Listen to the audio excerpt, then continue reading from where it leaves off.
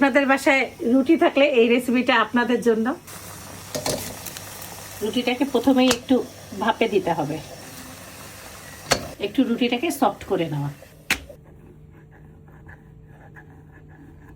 রান্না করা চিকেন সাথে পেঁয়াজ কাঁচামরিচ দিয়ে ভালো করে মেখে নিতে হবে।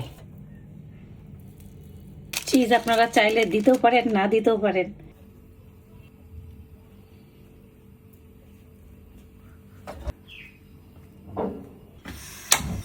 একটু সময় নিয়ে আস্তে আস্তে করে ছেঁকে নেবেন, মুচমুচা হবে।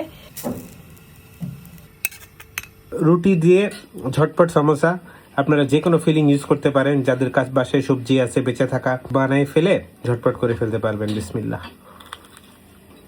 মারাত্মক হয়েছে এটা। সহজ হইলে তো সোনাই সোহাগা।